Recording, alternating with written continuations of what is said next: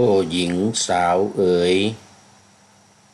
ลูกอย่าเลยลืมละเชื่อฟังคำพระมารดาบอกเล่าแม่จะสอนให้งามตรองตามเจ้าจะงามเอาไว้อวดเขาบ้านใกล้เรือนเคียงเห็นพระเห็นเจ้าผู้เฒ่าผู้แก่คราวพ่อคราวแม่ควรเลี่ยงหลีกเลี่ยงอย่าเดินคอแข็งเข้าไปแข่งเดินเคียงควรเลี่ยงก็เลี่ยงเถิดนะหนูหนาอย่าให้เขาประณามถึงตายายปู่ย่าว่าดูหนองามละออตาแต่คำพูดคำจาที่มันดูไม่เพราะจะเดินจะเหินอย่าให้เกินขุนนางยามเยื้องย่างอย่าให้เหมือนม้าเหาะถึงรูปไม่งามขอให้นามเสียงเพราะคนจะไม่เยาะถึงปู่ย่าตายายเจ้าดูช้างเผือกที่อยู่ในป่าเขายังจับเอามาฝึกงานใช้ได้เปรียบเหมือนตัวเจ้าเป็นลูกเหล่าไทยสงวนเอาไว้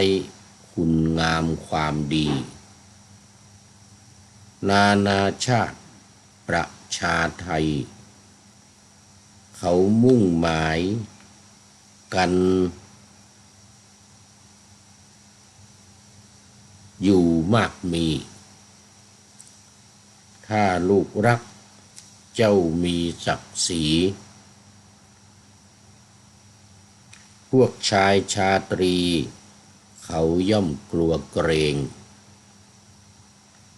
ถ้าเจ้าทำชั่วเหมือนวัวแหกคอกโบราณเขาบอกเอาไว้ตรงเพง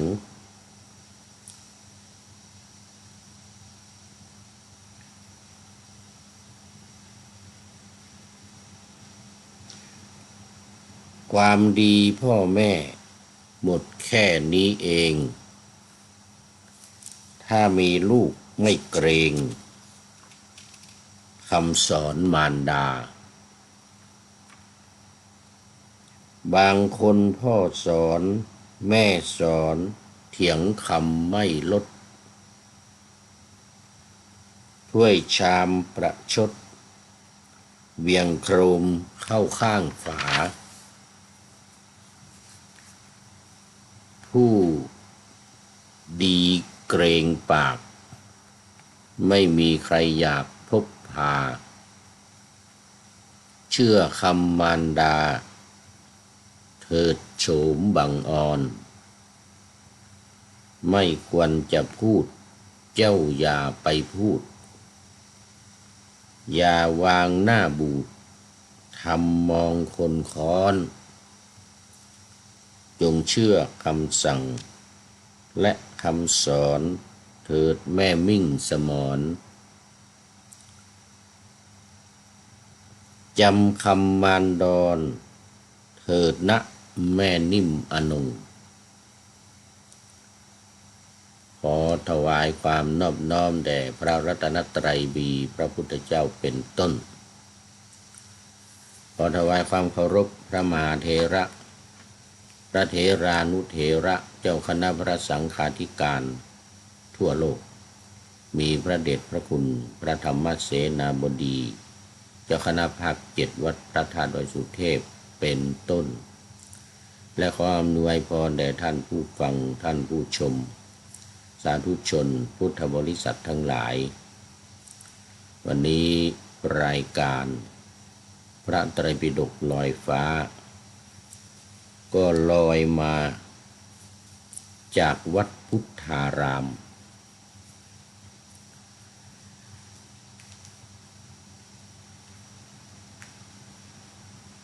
เมืองเฮลซิงกิประเทศฟินแลนด์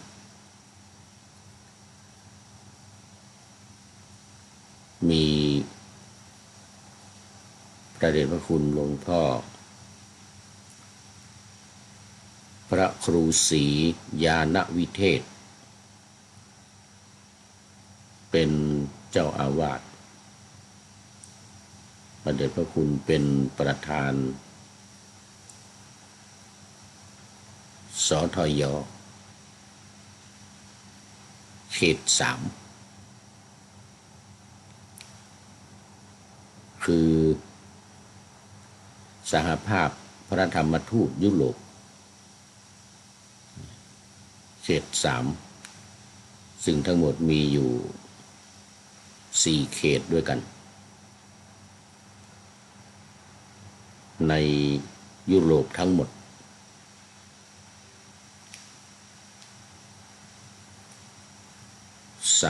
30กว่าประเทศ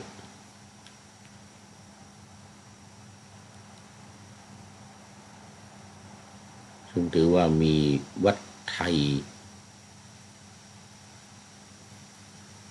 มากเป็นจำนวนมากในทวีปหนึ่งหมายถึงในต่างประเทศนะไม่นับประเทศไทย ในบรรดาทวีปทั้งหลายในทวีป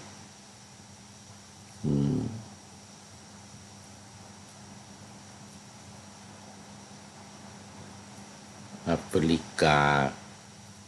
ทวีปอเมริกาทวีปยุโรปทวีปออสเตรเลีย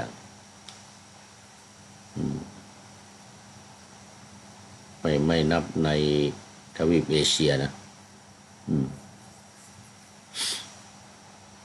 เพราะว่าในทวีปเอเชียนั้นมากอยู่แล้วแต่ประเทศไทยก็เหลือกิน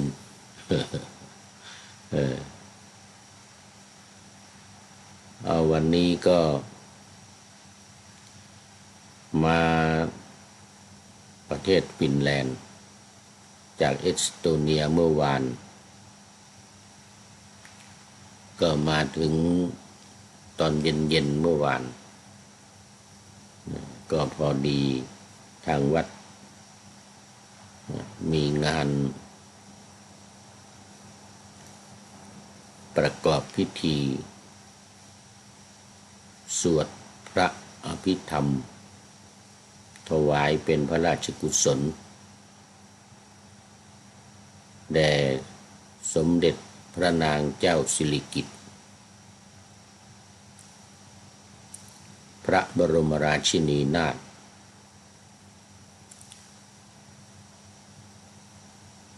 พระบรมราชชนนีพันปีหลวงซึ่งได้เสด็จสู่สวรรคาลัยไปเมื่อวันที่23 ตุลาคมที่ผ่านมานี้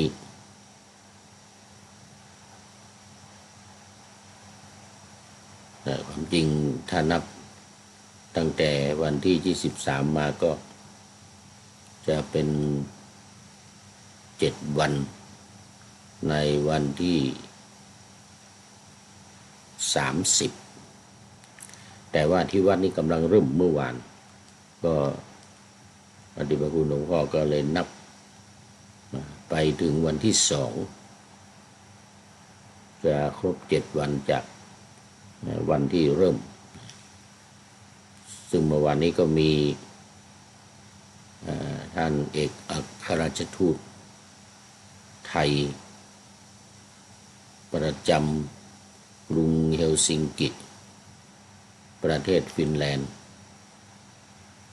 มาเป็นประธานฝ่ายคฤหัสถ์ได้จัดพิธี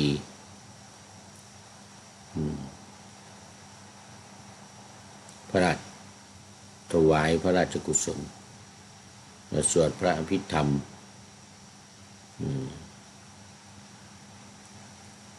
และ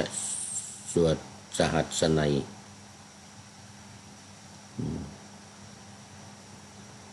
ถวายบังสุกุลพระสงฆ์จำนวน4 รูปสดับประกรณ์ก็เป็นเสร็จพิธี และการบำเพ็ญพระราชกุศลอย่างนี้ก็จะมีไปตลอด7 วันถึงวันที่2 พฤศจิกายนที่จะถึงนี้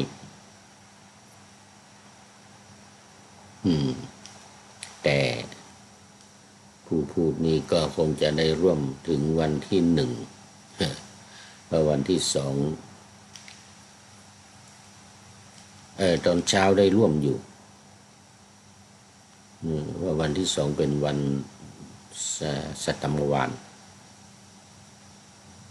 เป็นวันทำบุญครบ7 วัน เสร็จแล้วตอนบ่ายจึงจะเดินทางไปขึ้นเครื่องบินกลับเมืองไทยก็พอดีครบ7 วันพอดีเริ่มตั้งแต่กันที่1 ทศพรไปจนถึงนครกันสุดท้ายอันนี้ก็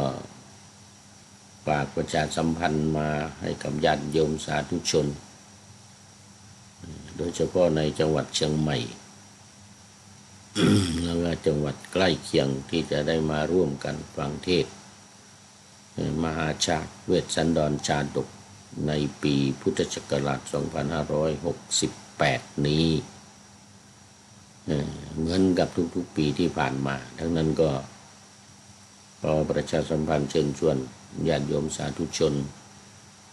พุทธบริษัททั้งหลายทุกท่านได้มาร่วมกันในการฟังเทศน์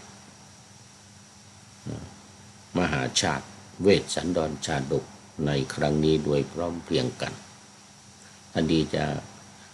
รับเป็นเจ้าภาพในแต่ละกันก็ขอเชิญติดต่อมาที่วัดพระธาตุดอยสุเทพแล้วตอนนี้ก็เข้ามาสู่เนื้อหาสาระ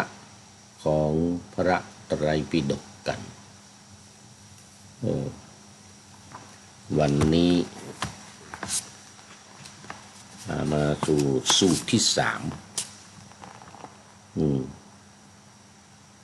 ปฐมสารีปุตตโกฏฐิตสูตรว่าด้วยพระโกฏฐิตถามปัญหาพระสารีบุตร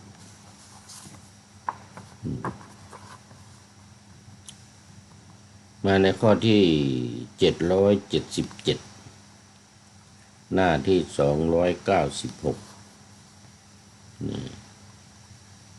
ในสลายตนวรรคสังยุตตนิกายพระสุตตันตปิฎกเล่มที่29เล่มที่29พระสูตรและอรรถกถา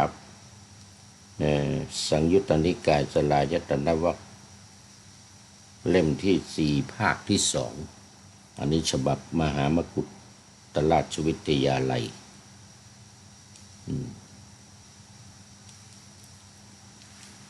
มีทั้งพระสูตรแล้วก็มีทั้งอรรถกถาด้วยซึ่งพระไตรปิฎกฉบับมหามกุฏราชวิทยาลัยนี้มีทั้งหมด91 เล่ม 91หรือ81โอ้ตอนนี้ขอต้อนรับพี่เนติแก้วเคนกราบนมัสการครับอาจารย์นะโอ้เข้ามาแล้ว5 นาทีขออภัยไม่ได้ดูนะวันนี้ก็เป็นครั้งแรกที่มาจัดในประเทศฟินแลนด์เราว่าเดินทางมาเอาสามเณรมาอุปสมบทพิเนติที่อุโบสถวัดพุทธารามแห่งนี้ซึ่งมีพระเดชพระคุณหลวงพ่อพระครูศรีญาณวิเทศเป็นพระอุปัชฌาย์นะสำหรับผู้พูดนี้ก็จะเป็นพระกรรมวาจาจารย์และท่านเจ้าอาวาสวัดโพธิศูนย์ปฏิบัติธรรมวัดพระธาตุดอยสุเทพบนเกาะไอกาน่านู่นประเทศเอสโตเนียเป็นพระอนุสาวนาจารย์วันนี้เวลาประมาณบ่ายโมงจะเป็นพิธีอุปสมบทสามเณรมากุสเป็นคนฟินแลนด์นี่แหละเป็นคนประเทศฟินแลนด์นี่แหละแต่ว่าไปบวชที่ประเทศเอสโตเนียไปปฏิบัติธรรมก่อนปฏิบัติธรรมเสร็จแล้วก็มีความประสงค์อยากจะบวชปีที่แล้วก็บวชเป็นสามเณรให้ดังที่ได้แจ้งไว้แล้วหลายครั้งตั้งแต่ปีที่แล้วมาละปีนี้ก็ความจริงอยากจะไปอุปสมบทที่วัดพระธาตุดอยสุเทพจังหวัดเชียงใหม่ในประเทศไทยแต่ว่าก็มันไปไกลลำบากแล้วที่วัดพุทธารามนี้พระเดชพระคุณหลวงพ่อท่านหลวงพ่ออาจารย์มหานวลเนี่ยก็เป็นพระอุปัชฌาย์ใหม่ๆปีที่แล้วนี่ปีที่แล้วนี่เองก็เลยมาบวชที่นี่ดีกว่ามันใกล้ดีแล้วก็สามเณรก็เป็นคนที่นี่ด้วยเป็นคนประเทศฟินแลนด์เนี่ยนะเป็นคนประเทศฟินแลนด์นี้ด้วยก็เลยปรึกษาด้วยกันก็มาขอ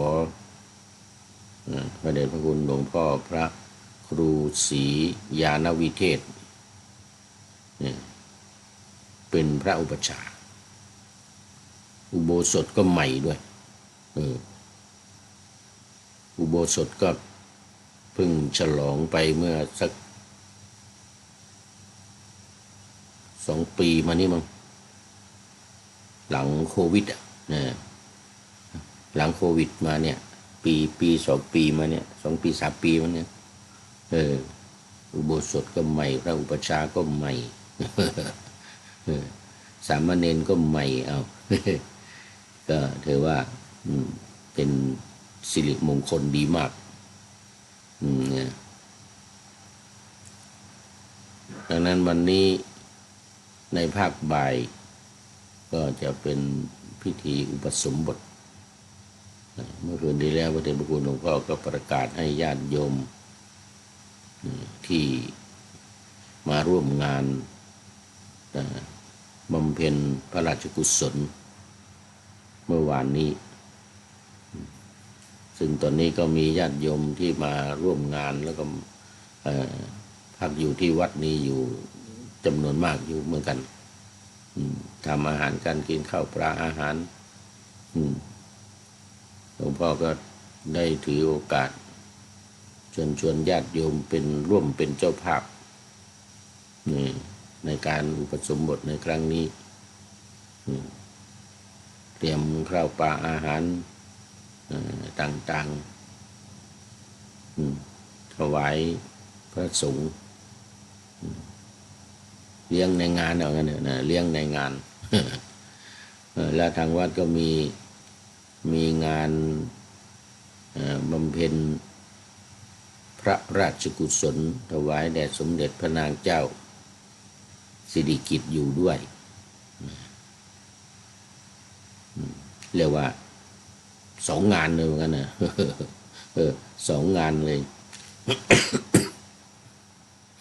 เนี่ยซึ่งไม่ได้มีง่ายๆเหมือนกันนะพระเดชพระคุณหลวงพ่อประกาศเมื่อคืนไม่ได้มีง่ายๆนะการอุปสมบทเนี่ยตั้งแต่ฉลองโบสถ์มาเนี่ยมีไปแล้วหนึ่งนาคตอนฉลองโบสถ์ใหม่ๆนั่นนะแต่จากนั้นมาก็เนี่ยนี่เป็นนาคที่2เหมือนกันนะ เป็นนาคที่2เป็นนาคที่บทที่2ดังนั้นวันนี้ก็ถือโอกาสประชาสัมพันธ์ ให้กับญาติโยมญาติสนิทมิตรสหายศรัทธาญาติโยมวัดพุทธารามนี่ด้วยแล้วก็วัดโพในประเทศเอสโตเนียด้วยญาติโยมสาธุชนทั้งหลายในเมืองไทยได้ทราบแล้วก็อนุโมทนาบุญกุศลด้วยกันพิเนติก็สาธุอนุโมทนาเอาบุญกุศลอุปสมบทในครั้งนี้ด้วยเอาละทีนี้เอาละมาพระสูตรที่3กันเลยวันนี้พระโกฏฐิตะถามปัญหาพระสารีบุตรวันนี้จะมีอรรถกถาเรื่องเล่าประกอบด้วยสมัยหนึ่งท่านพระสารีบุตรและท่านพระมหาโกฏฐิตะอยู่ณป่าอิสิปตนมฤคทายวันนู่นเมืองพาราณสีเนี่ยกรุงพาราณสีเนี่ยอันนี้ก็เราทั้งหลายญาติโยมทั้งหลายรู้กันดีสถานที่พระพุทธองค์ทรงแสดงปฐมเทศนาเนี่ยนะให้แก่ปัญจวัคคีย์ทั้ง5นี่นะมีโกณฑัญญะพระโกณฑัญญะเป็นต้นโกณฑัญญะวัปปะพัตติยะมหานามะอัสสชิเนี่ย5 รูปพระสงฆ์ชุดแรกในพระพุทธศาสนาเป็นพระอรหันต์ชุดแรกโดยมีท่านพระโกณฑัญญะเนี่ยเป็นรูปแรกที่ได้ดวงตาเห็นธรรมเป็นพระโสดาบันเลยนะเสร็จแล้วก็อีก5 วันก็ฟังอนัตตลักขณสูตรซ้ำอีกก็ได้บรรลุเป็นพระอรหันตสาวกของพระพุทธเจ้าชุดแรก5 รูปที่ป่าอิสิปตนมฤคทายวันเนี่ยแต่ว่านี่มันเป็นภายหลังพระสารีบุตรก็เข้ามาบวชแล้วเป็นอัคคสาวกเบื้องขวาของพระพุทธเจ้าแล้วท่านพระโกฏฐิตะอันนี้ก็เข้ามาบวชแล้วหลังมาหลายปี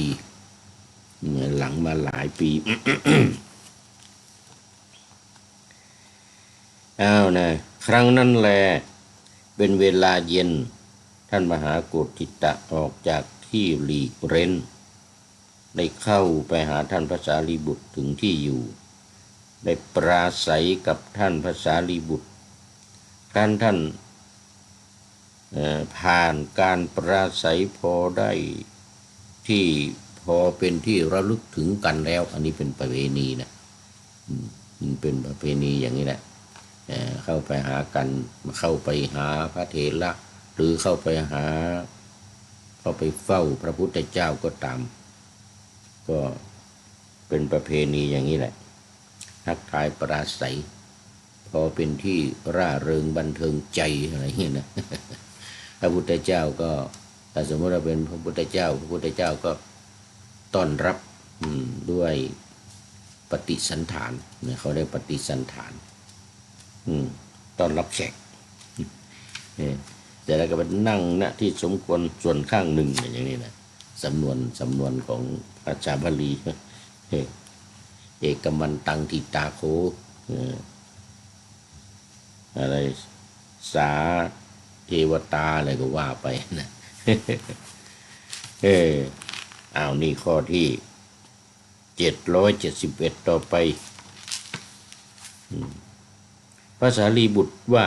ดูก่อนท่านพระสารีบุตรเดี๋ยว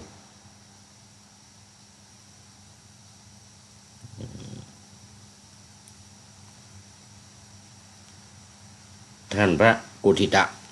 ดูก่อนท่านพระสารีบุตรสัตว์เบื้องหน้าแต่ตายแล้วย่อมเกิดอีกหรือท่านพระสารีบุตรตอบว่าดูก่อนท่าน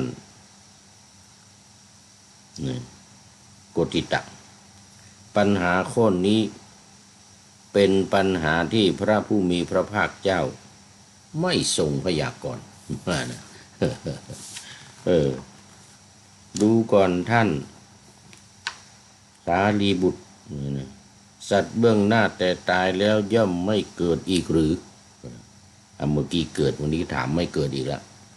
ท่านพระสารีบุตรก็บอกว่าไม่พยากรณ์พระพุทธเจ้าไม่พยากรณ์ดูก่อนท่านสารีบุตร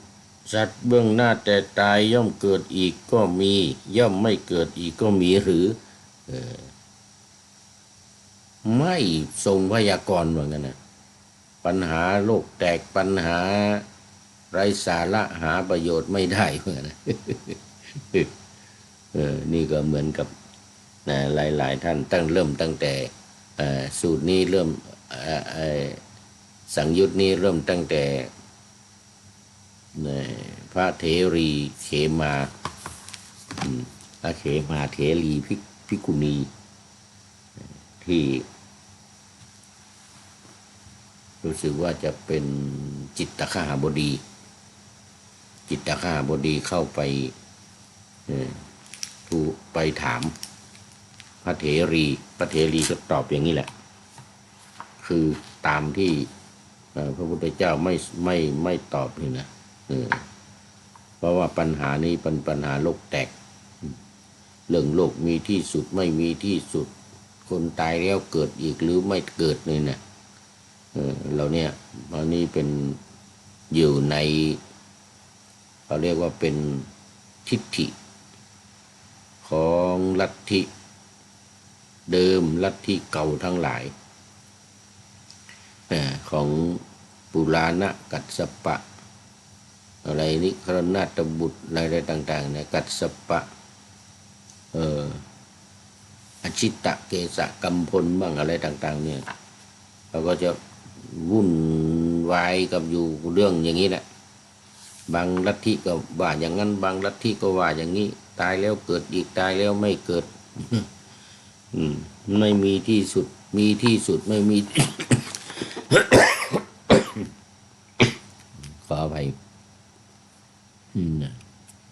เรียกว่าเป็น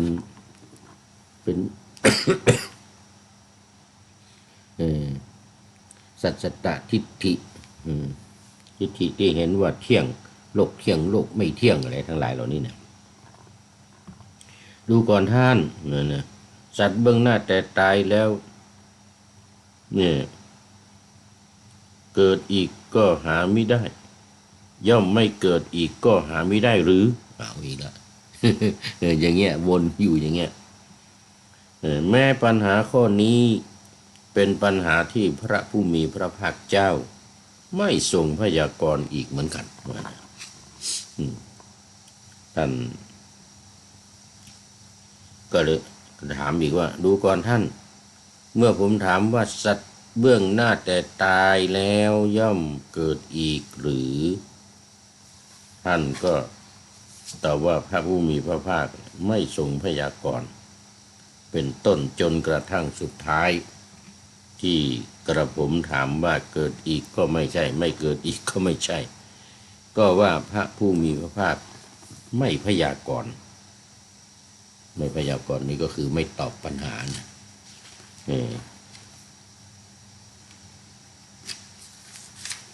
เหมือนกันดูหมอนะหมอเขาก็ใช้คำว่าพยากรณ์เหมือนกันนะ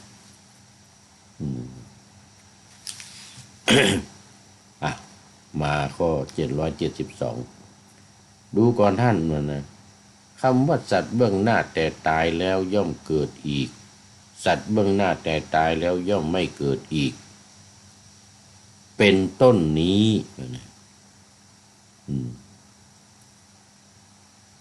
สัตว์ย่อมเป็นคำที่หมายถึงรูปดูก่อนท่านคำว่าสัตว์เบื้องหน้าแต่ตายแล้วย่อมเกิดอีกย่อมไม่เกิดอีกเป็นต้นนี้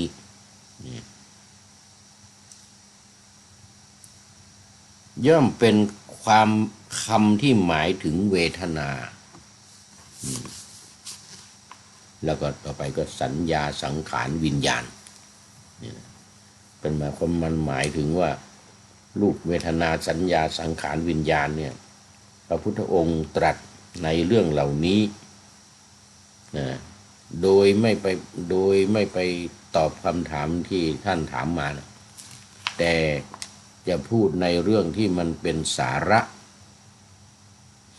มันเป็นทางปฏิบัติเพื่อที่จะให้เข้าถึงความดับทุกข์ความพ้นทุกข์มากกว่าที่จะไปตอบคำถามเหล่านั้นซึ่งไม่มีประโยชน์อะไรทำให้ปวดหัวเสียเปล่าๆนั้นทีนี้ก็พูดถึงรูปเวทนาสัญญาสังขารวิญญาณนี่นะมันหมายถึงเพราะว่ามันหมายถึงสิ่งเหล่านี้คือพระพุทธองค์เนี่ยตรัสในเรื่องนี้ก็คือเรื่องของปรากฏการณ์ธรรมชาติของสัตว์ของคนของสิ่งต่างๆก็ย่อมจะมีแต่เนี่ยรูปกับนามเนี่ยแหละเมื่อได้รู้ได้แยกว่านี่เป็นรูปนี่เป็นนามนะแล้วก็สรุปลงในไตรลักษณ์ว่ามันเป็นของไม่เที่ยงเป็นทุกข์เป็นอนัตตามันไม่เป็นตัวเป็นตนไม่ต้องมาถามแล้วว่าจะเกิดอีกหรือไม่เกิดแต่เที่ยงหรือไม่เที่ยงมีที่สุดหรือไม่มีที่สุดเนี่ยมันหาสาระประโยชน์ไม่ได้เพียงแต่พระพุทธองค์ตรัสว่าให้มารู้ความเป็นจริงของร่างกายของสังขารของคนเหล่านี้เมื่อสรุปลงแล้วว่ามันไม่เป็นทุกข์มันเป็นทุกข์มันไม่เที่ยงแท้แน่นอนมันไม่เป็นตัวเป็นตนเป็นอนัตตาแล้วก็ไม่ยึดถือยึดมั่นไม่มีอุปทานในขันธ์ห้านี้ก็จะจบบรรลุ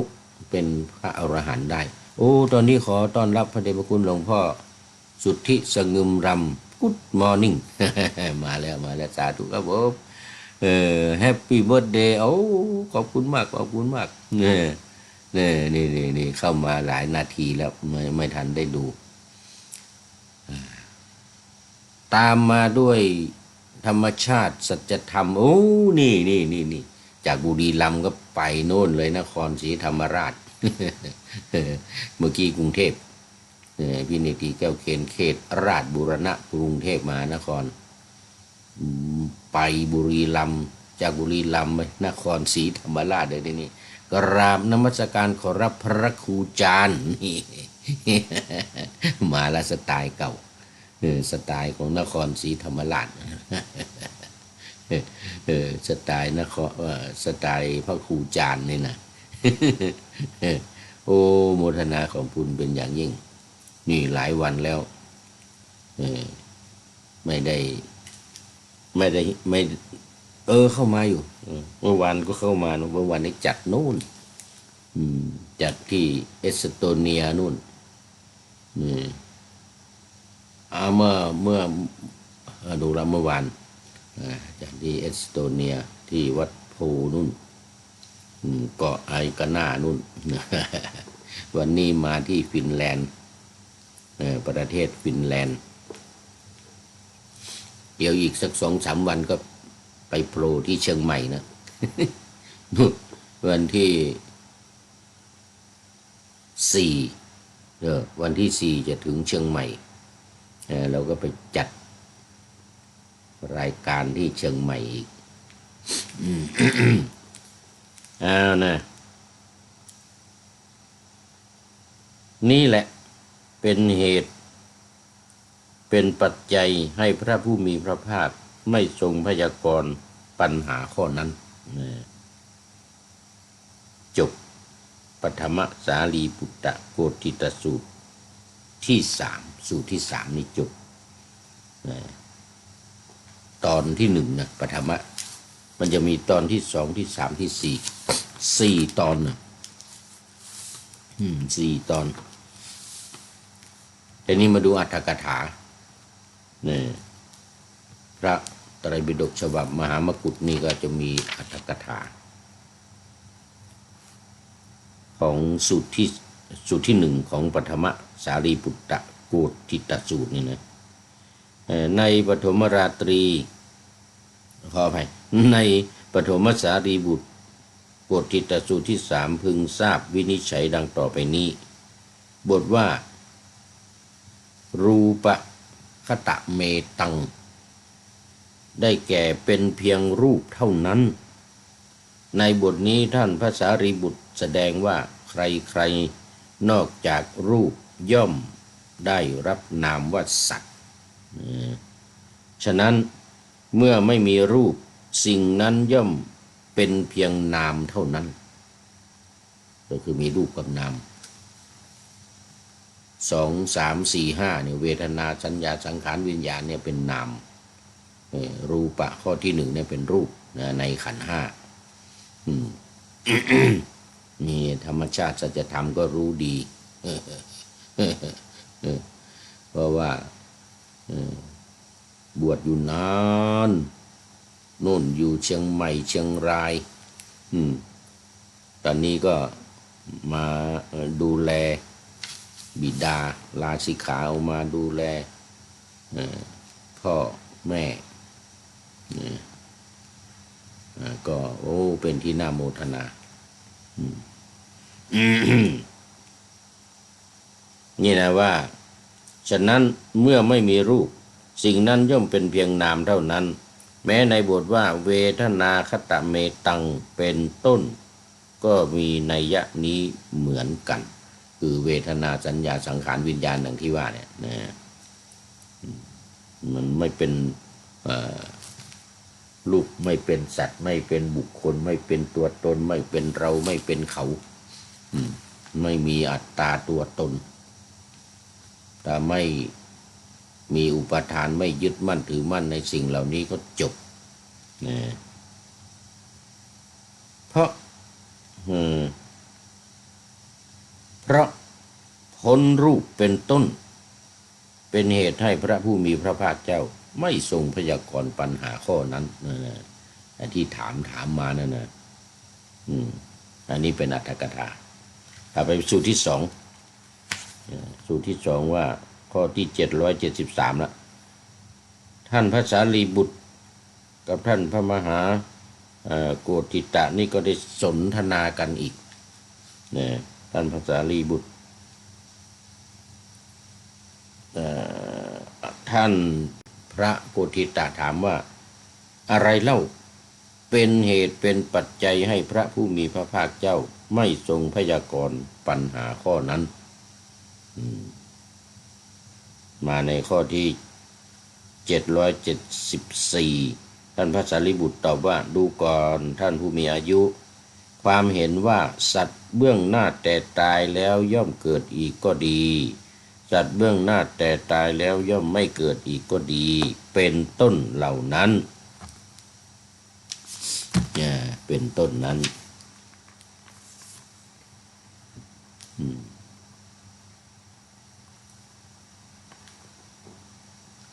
ย่อมเกิดมีแก่บุคคลผู้ไม่รู้ไม่เห็นรูปตามความเป็นจริงไม่รู้ไม่เห็นเหตุเกิดแห่งรูปตามความเป็นจริงไม่รู้ไม่เห็นความดับแห่งรูปตามความเป็นจริงไม่รู้ไม่เห็นปฏิปทาเครื่องให้ถึงความดับแห่งทุกข์แห่งรูปตามความเป็นจริงความเห็นว่าสัตว์เบื้องหน้าแต่ตายเพราะกายแตกอีกก็ดีเป็นต้นนั้น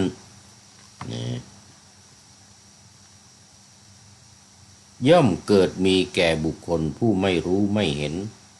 เวทนาสัญญาสังขารวิญญาณตามความเป็นจริง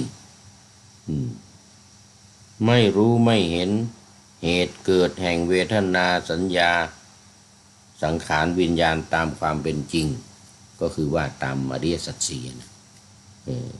ไม่รู้จักรูปแล้วก็ไม่รู้จักเหตุเกิดก็เป็นสมุทัยไม่รู้จักรูปก็คือเป็นทุกข์นะแล้วก็ไม่รู้จักการดับของรูปเวทนาของเวทนาสัญญาสังขารวิญญาณอันนี้ก็เป็นนิโรธนั่นเอง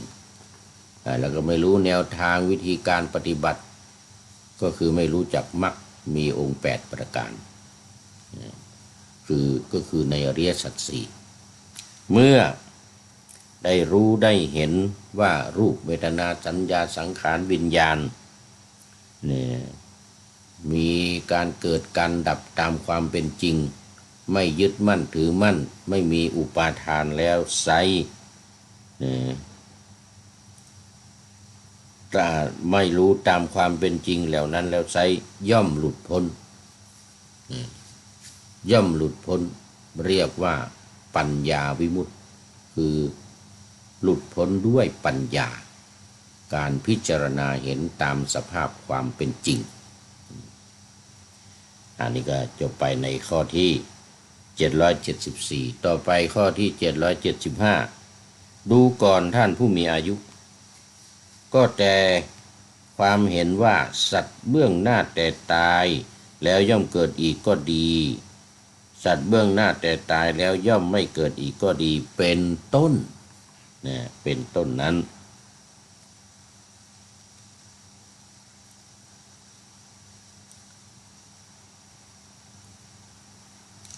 ย่อมไม่เกิดอีกย่อมไม่เกิดแก่บุคคลผู้รู้ผู้เห็นรูปตามความเป็นจริง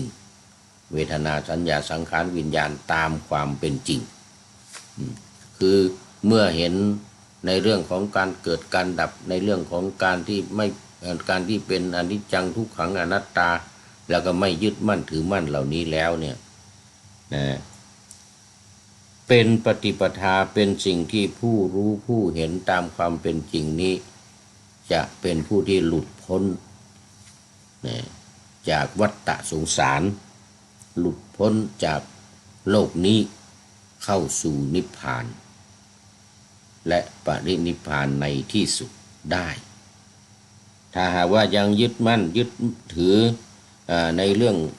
เหล่านี้อยู่ก็ไม่สามารถที่จะพ้นจากวัฏสงสารในการที่จะเวียนว่ายตายเกิดอยู่ในโลกนี้อีกต่อไปก็ยังเวียนว่ายตายเกิดอยู่ในโลกนี้อีกต่อไปไม่พ้นจากทุกข์ไม่พ้นจากโลกนี้ซึ่งมีความทุกข์อันนี้เป็นเป้าหมายที่สำคัญทุติยสาลีปุตตะโกฏิตสูตรนี้ก็จบต่อไปสูตรที่3ท่านพระโกฏิตะก็เรียนถามท่านพระสารีบุตรอีกว่าอะไรเล่าเป็นเหตุเป็นปัจจัยให้พระผู้มีพระภาคเจ้าไม่ทรงพยากรณ์ปัญหาข้อนั้นถามเหมือนเดิมแหละเพื่อที่จะให้ท่านพระสารีบุตรแก้และตอบให้ชัดเจนขึ้นในข้อที่777ท่านพระสารีบุตรก็ตอบว่าดูก่อนท่านผู้มีอายุความเห็นว่าสัตว์เบื้องต้นแต่ตายเพราะกายแตกก็ดีเป็นต้นนั้นสัตว์เบื้องหน้าแต่ตายแล้วย่อมเกิดอีก ก็หาไม่ได้นั้นย่อมเกิดมีแก่บุคคลผู้ยังไม่ปราศจากความกำหนัดนี่เพิ่มเข้ามาความกำหนัดนี่ก็คือราคะความพอใจความรักความกระหายความเร่าร้อนความทะเยอทะยานอยากในรูปความเห็นว่าสัตว์เบื้องหน้าแต่ตายแล้วย่อมเกิดอีกก็ดีไม่เกิดอีกก็ดีเป็นต้นนั้นย่อมไม่เกิดอีกก็เข้าไปย่อมเกิดมีแก่บุคคลผู้ยังไม่ปราศจากความกำหนัดความพอใจความรักความกระหายความเร่าร้อนความพยายาทะเยอทะยานอยากในเวทนาสัญญาสังขารและวิญญาณดูก่อนท่านโกฏฐิตะความเห็นว่าสัตว์เบื้องหน้าแต่ตายย่อมเกิดอีกก็ดีเป็นต้นนี้ย่อมไม่เกิดอีกเข้าไปย่อมไม่เกิดแก่บุคคลผู้ปราศจากความกำหนัดความพอใจความรักความกระหายความเร่าร้อนความทะยานอยากในรูปเวทนาสัญญาสังขารและวิญญาณซึ่งเป็นไปตามธรรมชาติตามความเป็นจริงไม่เห็นว่าเป็นของเที่ยงไม่เห็นว่าเป็นของไม่ทุกข์ไม่เห็นว่าเป็นอัตตาคือเป็นตัวเป็นตนย่อมหลุดพ้นจากความทุกข์โดยสิ้นเชิงจบตัตติยสาลีบุตรต่อไปเป็นสุดท้ายและที่สี่จตุตถสาลีปุตตโกฏฐิตสูตรข้อที่779ท่านพระโกฏฐิตะนี่ก็ถามอีกถามอีก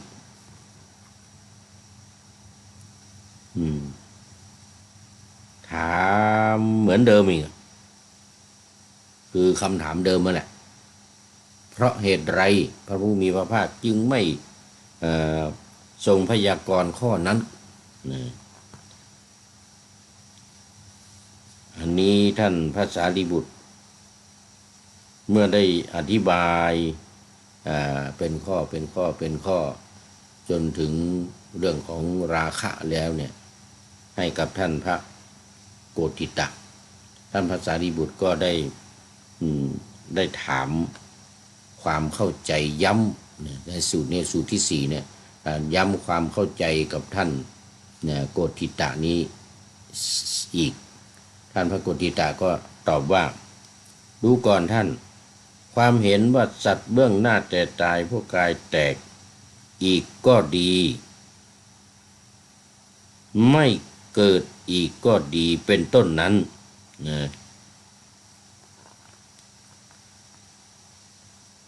ย่อมมีแก่ผู้ที่ยินดีในรูปอันนี้คือใช้คำว่าความยินดีคือตอ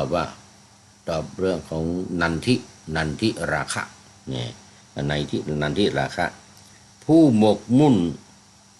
แล้วในรูปผู้ไม่รู้ไม่เห็นความดับแห่งรูปตามความเป็นจริง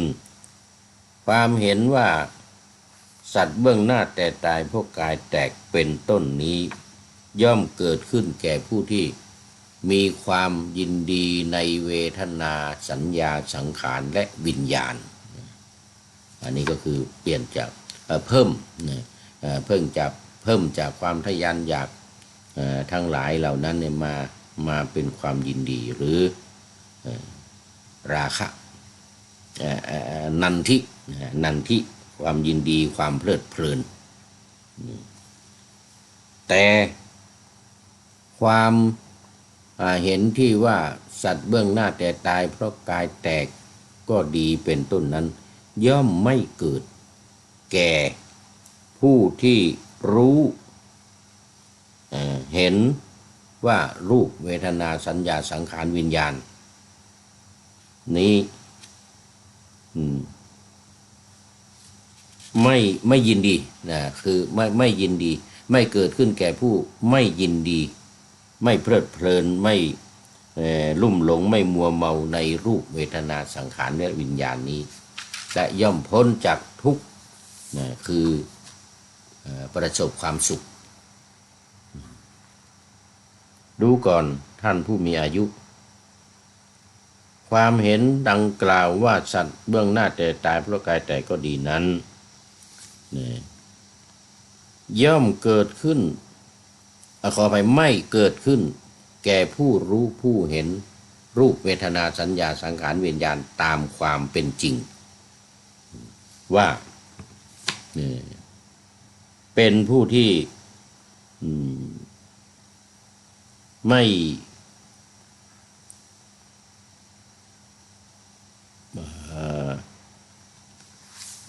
ใคร่ด้วยอำนาจแห่งความยินดีอันนี้เพิ่มเข้ามาว่านันทิราคะผู้ที่ไม่มีนันทิราคะคือไม่ยินดีไม่ยินดีในขันธ์ทั้งห้านี้นั่นก็คือไม่มีอุปาทานไม่ยึดมั่นถือมั่นไม่ยึดติดในสังขารทั้งห้านี้สูตรที่สี่นี้ก็จบดังนั้นก็สรุปเนื้อหาว่าอยู่ที่ความรู้เห็นจริงตามอริยสัจธรรมทั้งสี่ประการนั่นเองจิตของผู้ที่เห็นผู้ที่รู้ตามความเป็นจริงนั้นย่อมไม่ยึดติดไม่ยึดมั่นถือมั่นในขันธ์ทั้งห้านี้ก็ถือว่าหลุดพ้นด้วยปัญญาที่ว่าปัญญาวิมุตติสูตรทั้งสี่สูตร1 2 3 4จตุถะ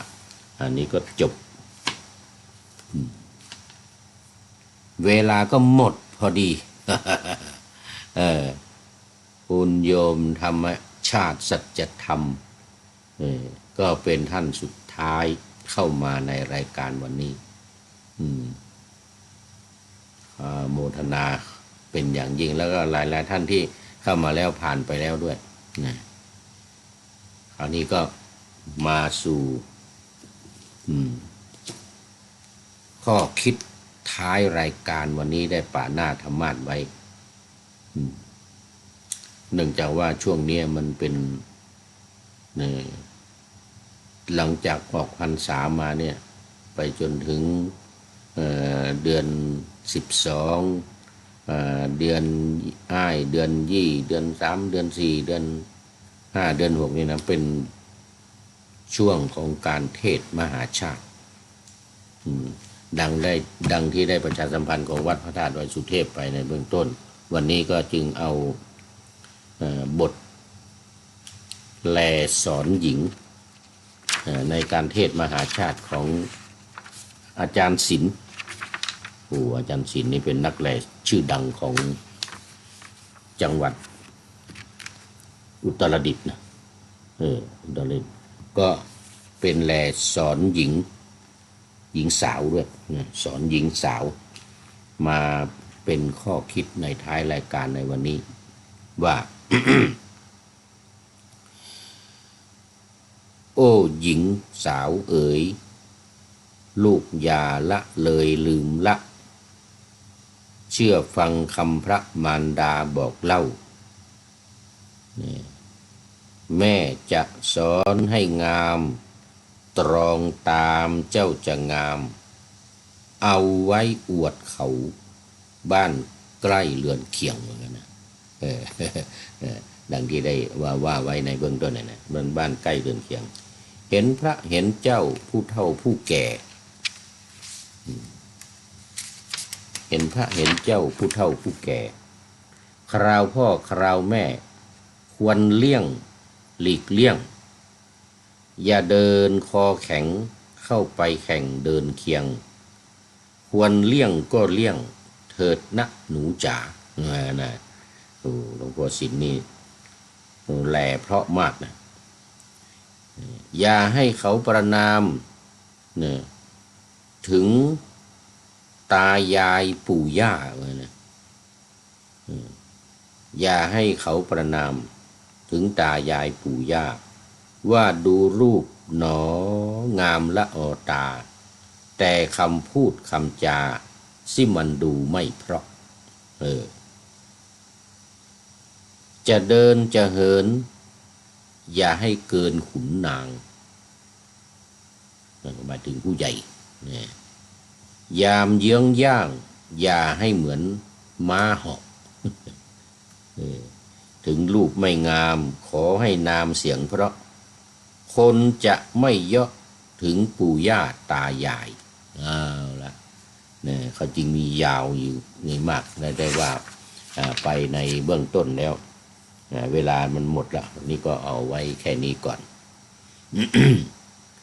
สุดท้ายว่าไม่ควรจะพูดเจ้าอย่าไปพูดอย่าวางหน้าบูดทำมองคนค้อนจงเชื่อคำสั่งและคำสอนของแม่มิ่งเถิดนะแม่มิ่งสมรจำคำมารดอนเถิดนะแม่นิ่มอนงเอาแล้ววันนี้หมดเวลาขอนำรายการพระไตรปิฎกลอยฟ้าจากท่านผู้ฟังทั้งหลายไปก่อนขอเจริญพร